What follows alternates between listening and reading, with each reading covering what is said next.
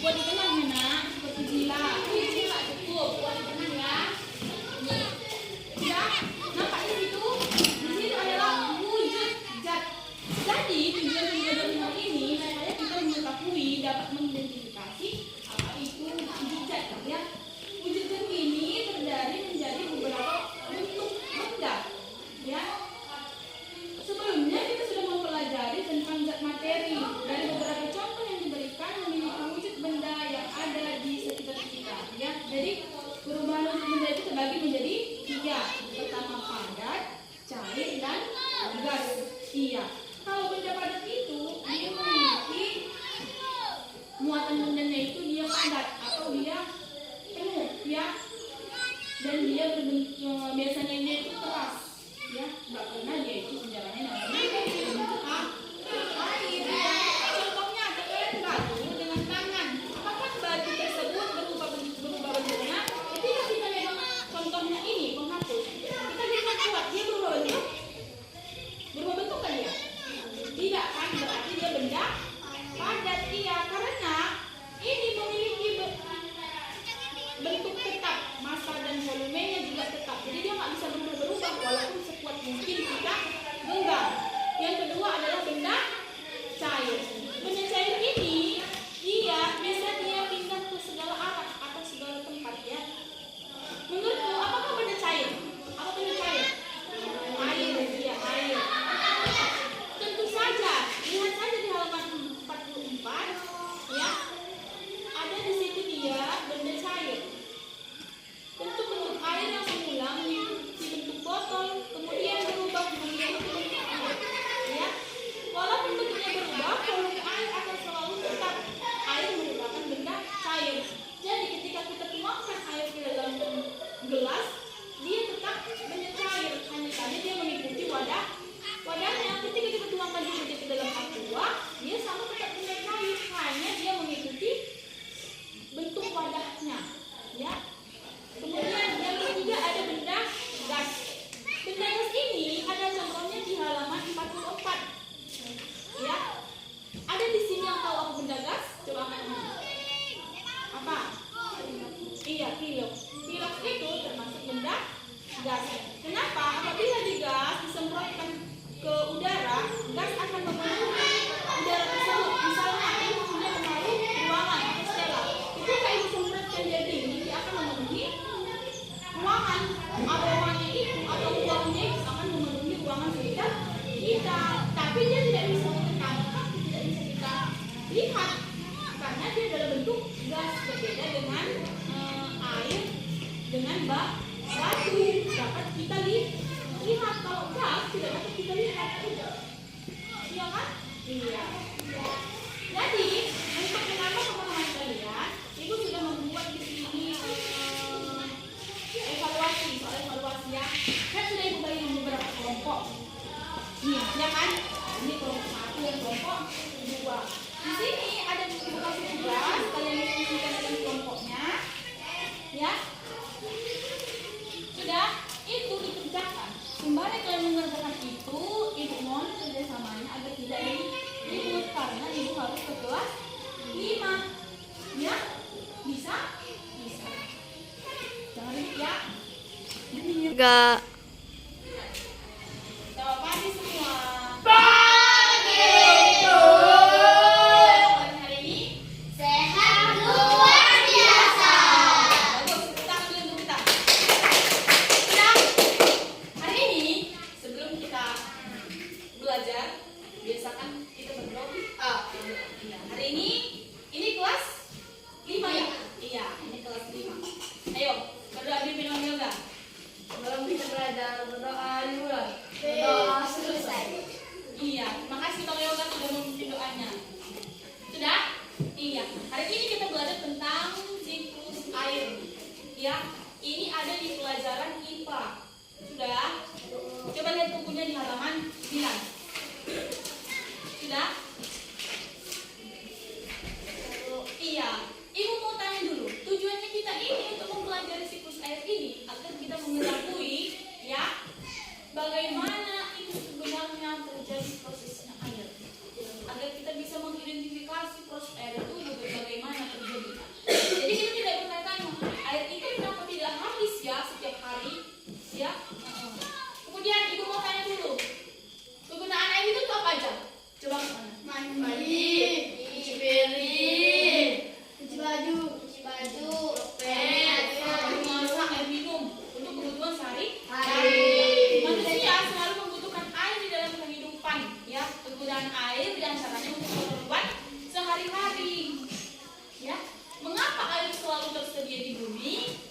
Itu dia pertanyaannya.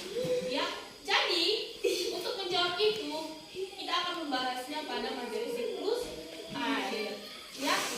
Di sini perhatikan di gambar 9. Di situ ada gambar siklus air. Air di laut, di sungai, danau menguap akibat panas dari sinar matahari. Proses penguapan ini disebut namanya evaporasi. Ada di buku, tengok di halaman 9.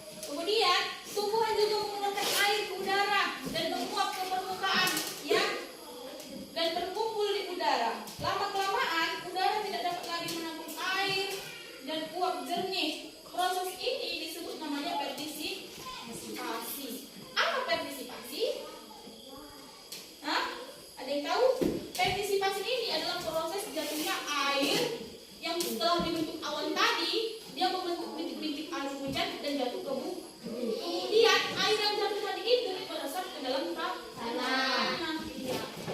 Ayo, sebelum kita menanyakan pelajaran kita, siapa di sini yang masih ingat lagu tentang siklus air? Iya, untuk itu kita nyanyikan bersama ya. 1, 2, 3.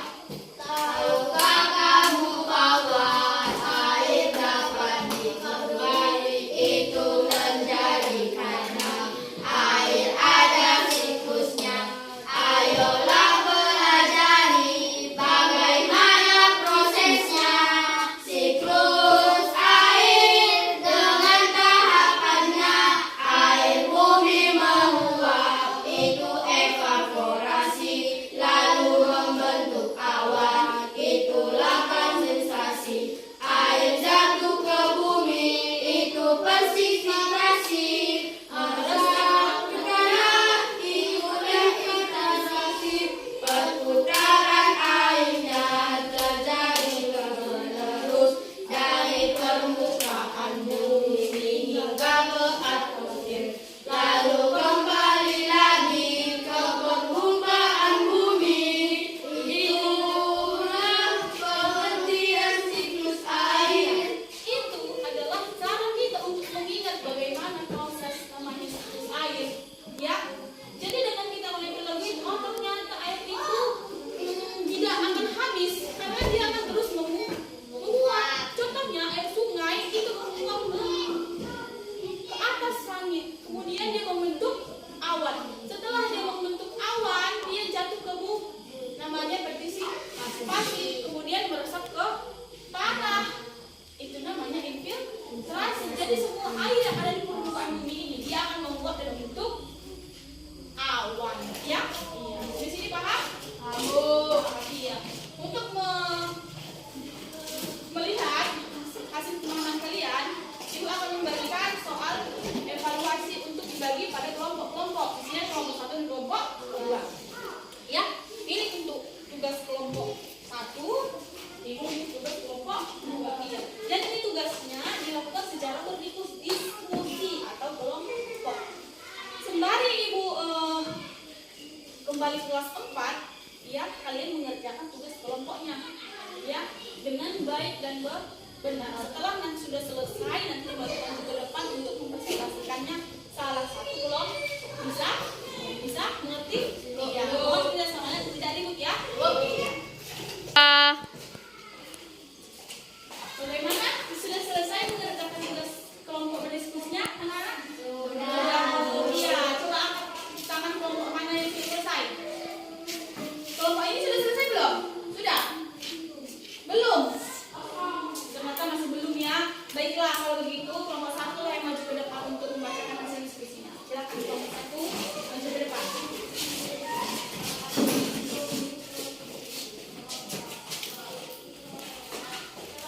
Ya, silakan. Siapa yang membacakan?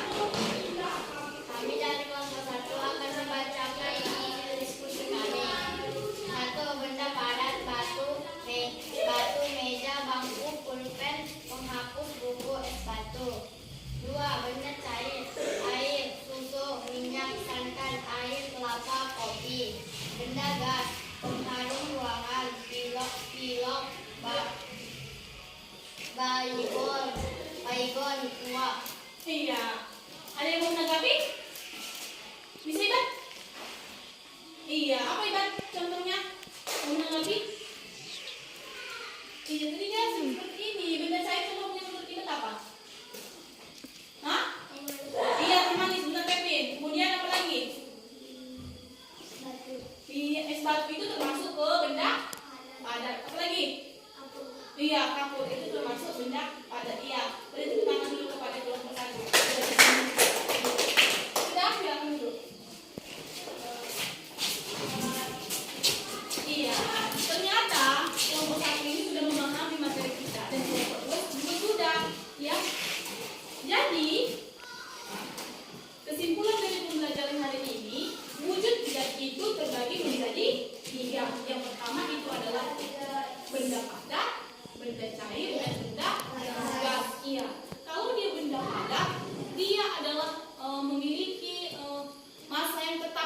Jadi ketika kita menggenggamnya seperti ini kuat, dia tidak berubah bentuk, ya.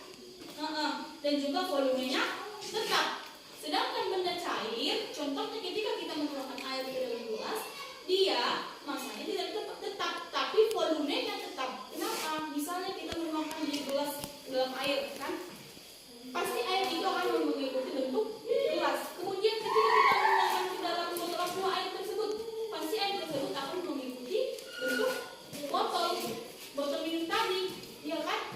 Ini berarti benda cair itu memiliki volume yang tetap. Kemudian benda gas, kalau benda gas ini, dia ini dia ini tidak dapat kita lihat dan tidak dapat kita sentuh atau kita pegang, ya, tetapi dapat kita rasakan atau dapat kita cium. Misalnya semua semprotan setelah kita semprotkan ke ruangan, pasti ruang tersebut akan memenuhi si aroma tadi setelah tadi. Itulah dia contoh dari benda gas ini. Tadi apa? Pengaruh ruangan, terus baygon, iya, semprot nyamuk, kemudian pilok, iya. Sampai di sini ternyata semua sudah paham tentang materi wujud zat yang ada tadi 3, benda padat, benda cair, dan benda gas. Iya.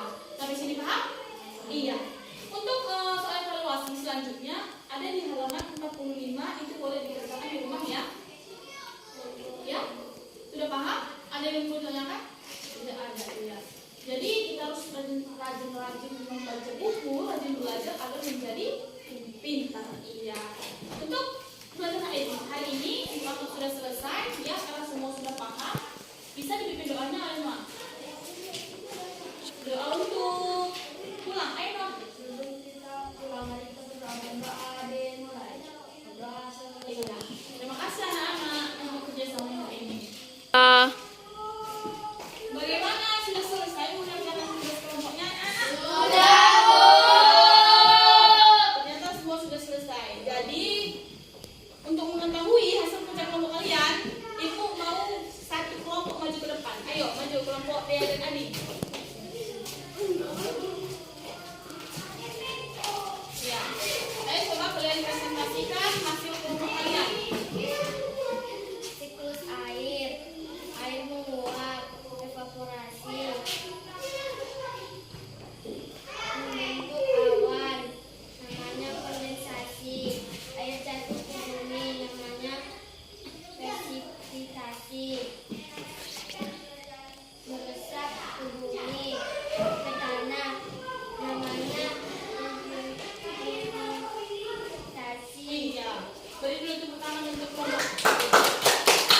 Ya, mereka sudah bisa menggambarkan hasil diskusi mereka, ya, sudah bisa mereka menggambarkan, ya.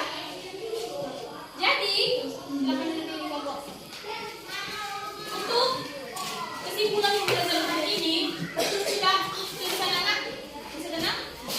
Untuk kesimpulan pembelajaran hari ini, ya, ternyata kalian sudah memahami bagaimana proses siklus air.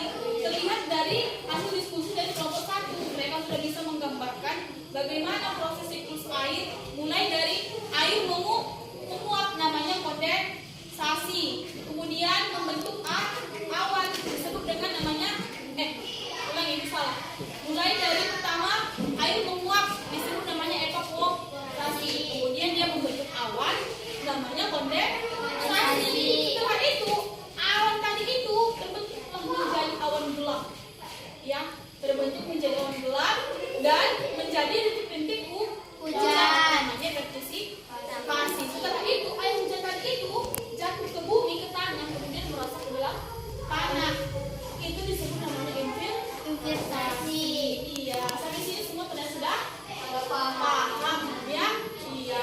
Jadi untuk materi untuk soal evaluasi selanjutnya ada di halaman 10, ya. Itu untuk dikerjakan di rumah, ya. Iya. Setelah itu sudah bisa selesai ditutup bukunya untuk pembelajaran hari ini, ya. Bisa dipimpin doa oleh yoga kembali. Ayo pimpin doanya. Boleh.